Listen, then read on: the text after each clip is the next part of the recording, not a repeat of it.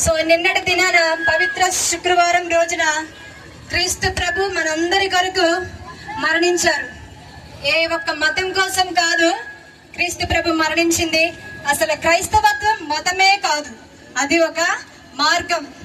So అందుకని చెప్పేసి ఈ యొక్క శుభదినాన దైవజనులకు, సహోదరి సహోదరులకు, నా చిన్నారి బిడ్డలందరికీ కూడా నేను ఈ యొక్క శుభదినాన, శుభ శుక్రవార దినాన మీ అందరికీ కూడా మరణించినటువంటి, తిరిగి ఉత్థానం కానున్నటువంటి క్రీస్తు ప్రభు పేరిట మీ అందరికీ కూడా శుభములు ఎల్లప్పుడూ, ఇప్పుడు ఎల్లప్పుడూ కూడా శుభములు జరగాలని ఆశిస్తూ ఉన్నాను. ఈ యొక్క రన్ ఫర్ జీసస్ అనే ప్రోగ్రాం ఇది నువ్వు నేను మొదలు పెట్టింది కాదు. మనకు తెలియకుండే క్రీస్తు ప్రభు ఎవరి ద్వారాగానో ప్రేరేపించి ఉన్నారనమాట. సో అందుకని చెప్పేసి చిన్న పెద్ద తేడా లేకుండా క్రీస్తు కొరకు